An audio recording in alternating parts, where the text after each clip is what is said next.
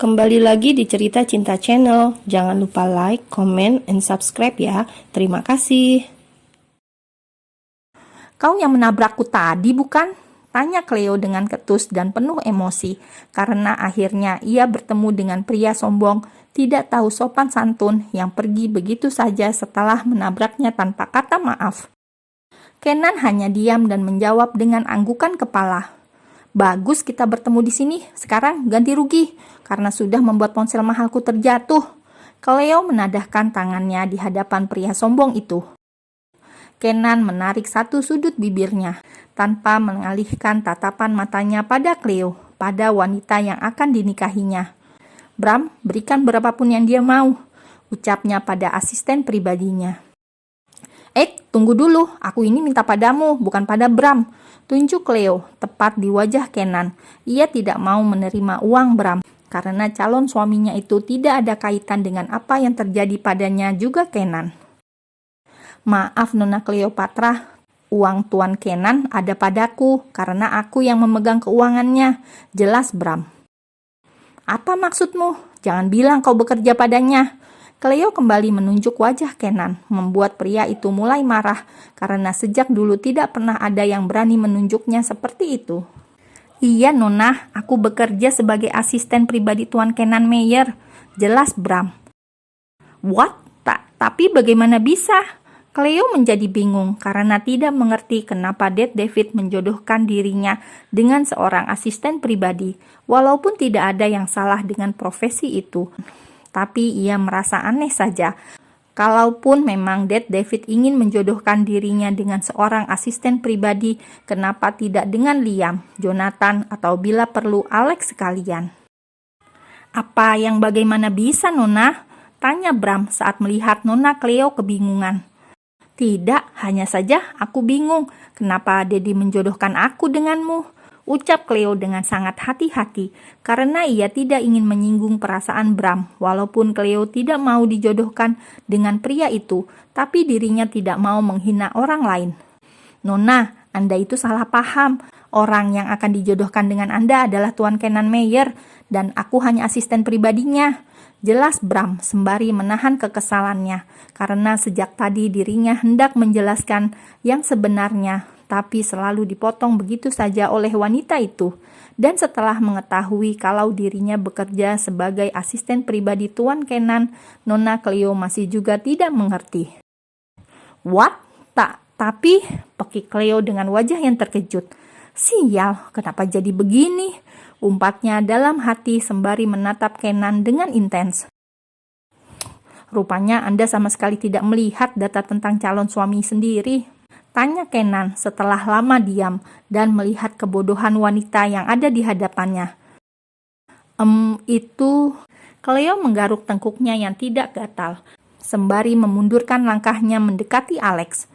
Kenapa kau tidak bilang Bram bukan orang yang dijodohkan denganku? Bisik Cleo. Alex yang ditanya hanya mengangkat kedua bahunya dengan santai.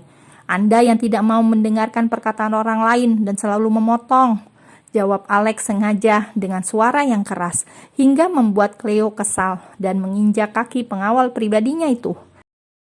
Awas kau, umpat Cleo dengan tatapan yang tajam pada Alex, lalu kembali menatap pada Kenan yang merupakan calon suami yang sesungguhnya. Oh my god, jadi dari tadi aku berakting tidak ada gunanya, karena yang ilfil bukanlah calon suamiku, tapi asisten pribadinya.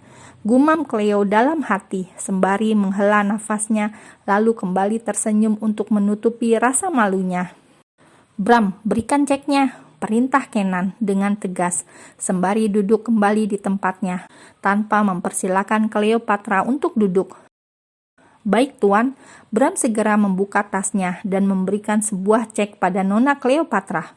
Isi berapapun jumlah yang kau inginkan. Of course, aku pasti akan mengisinya Tuan Kenan, dan kau jangan terkejut dengan jumlahnya. Cleo mengambil cek tersebut, lalu tanpa sungkan memasukkannya ke dalam dompet, sembari duduk dengan anggun di hadapan Kenan. Dasar sombong, kau pikir aku kekurangan uang? Aku jadi penasaran seberapa kaya seorang Kenan Meyer, gumamnya dalam hati saat melihat betapa angkuhnya pria itu. Karena permasalahan kita sudah selesai, aku tidak mau berbasa-basi lagi. Tanggal berapa yang kau inginkan untuk kita menikah? What? Menikah? Kau bercanda ya? Pekik Cleo dengan terkejut. Aku belum setuju untuk menikah denganmu. Asal kau tahu, aku mempunyai banyak kekasih. I know, jawab Kenan dengan singkat. What? Cleo lagi-lagi terkejut. Tapi aku ini suka kehidupan bebas dan berganti-ganti pria sudah menjadi hobiku. Aku tidak peduli, yang aku tanyakan sekarang, kau setuju menikah atau tidak? Tanya Kenan to the point, karena tidak ingin berlama-lama berbicara dengan seorang Cleopatra. Tentu saja tidak, jawab Cleo dengan tegas, namun kepalanya justru mengangguk. Membuat Bram dan Alex tertawa melihat sikap Nona Cleopatra yang tadinya penuh percaya diri, namun kini menjadi salah tingkah di hadapan Tuan Kenan. Tapi sayangnya aku tidak bisa menerima sebuah penolakan, ucap Kenan dengan dingin dan tatapan yang tajam.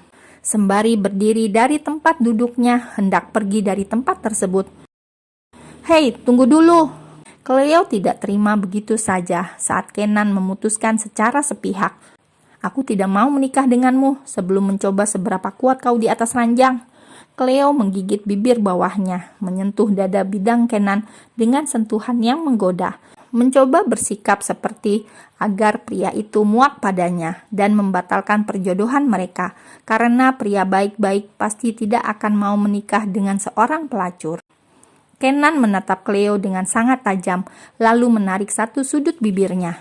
Baiklah, kita ke hotel sekarang, bisik Kenan. Dek.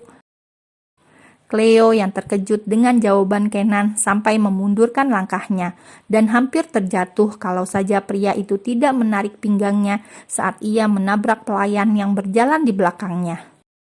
Mampus kau Cleopatra Matteo. Cleo menggidik ngeri melihat seringai tipis di bibir Kenan. Sementara itu di tempat yang berbeda terlihat seorang wanita cantik tengah berkutat di depan layar laptopnya dengan jari yang begitu lincah menari di atas keyboard mengetik kata demi kata menjadi sebuah kalimat untuk ia jadikan sebuah novel. Ya, semenjak dihukum tidak boleh keluar dari mansion selain untuk urusan kuliah dan pekerjaan, Baby kembali fokus menulis novel tentang kisah cintanya bersama Agam.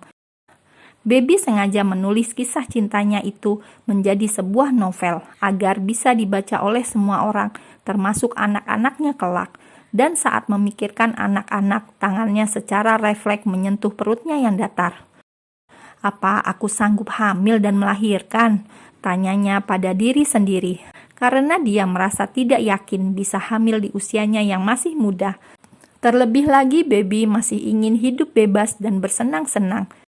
Rasanya tidak lucu seorang baby memiliki baby, ucapnya dengan tertawa geli, tanpa menyadari sejak tadi ada seseorang yang mendengarkan pembicaraannya. Kau sedang apa? Baby yang terkejut menengok ke belakang dan melihat suaminya sudah berada di dalam kamar mereka entah sejak kapan.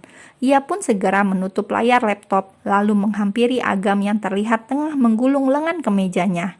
Kau sudah pulang? Agam menganggukkan kepalanya. Aku ingin membawamu ke suatu tempat, bersiaplah. Tapi kita mau kemana? Tanya Baby dengan bingung, karena biasanya pria itu lebih memilih menghabiskan waktu mereka untuk bergumul di atas ranjang daripada pergi keluar. Jangan banyak bertanya, cepat bersiaplah. Baby yang tidak ingin berdebat dengan suaminya, memilih masuk ke dalam walk-in closet untuk berganti pakaian. Di mana Cleo? Dia sudah pulang atau belum? Tanya Agam karena ia tahu hari ini adiknya bertemu dengan calon suaminya dan Agam ingin menanyakan bagaimana pertemuan keduanya. Sepertinya Cleo belum pulang, jawab Baby dengan berteriak. Belum pulang. Agam menatap jam yang melingkar di pergelangan tangannya, merasa bingung kenapa adiknya itu belum pulang. Ia pun mengambil ponselnya, ingin menghubungi Alex untuk menanyakan keberadaan Cleopatra, namun panggilan itu tidak juga diangkat. Mungkin mereka sedang dalam perjalanan pulang, pikir Agam. Setelah menempuh perjalanan selama 20 menit, akhirnya kendaraan yang ditumpangi oleh Agam dan Baby sampai di sebuah butik terkenal yang ada di Jakarta. Kau ingin membelikan aku pakaian? Tanya Baby sembari masuk ke dalam butik. Agam menganggukkan kepalanya. Lebih tepatnya, gaun pernikahan. Seketika itu juga Baby menatap suaminya dengan wajah yang terkejut. Gaun pernikahan. Jadi, kita akan mengadakan acara resepsi. Agam lagi-lagi menganggukkan kepalanya. Untuk persiapan pesta sudah ditangani oleh wedding organizer. Mereka akan membuat pesta seperti yang kau inginkan. Ah, terima kasih, Baby tanpa malu memeluk suaminya di depan pemilik butik dan para karyawan yang ada di ruangan tersebut. Agam yang tidak terbiasa bermesraan di depan umum mendorong perlahan tubuh Baby sembari berdehem dengan keras. Cobalah gaunmu. Baby menganggukkan kepalanya dengan perasaan sedikit kesal karena lagi-lagi Agam membatasi kedekatan mereka jika berada di tempat umum. Mari ikut kami, Nyonya. Sang pemilik butik langsung melayani sendiri pelanggannya karena mengetahui dengan jelas siapa itu Agam Matteo dan Baby Arbeto, dua keluarga besar yang sangat berpengaruh baik di dalam dan luar negeri. Melihat Baby masuk ke dalam ruang ganti pakaian, Agam memilih duduk di atas sofa sembari mengecek pesan yang masuk ke dalam ponselnya. Dan setelah menunggu lama, akhirnya Baby keluar dengan gaun pengantin yang melekat di tubuhnya.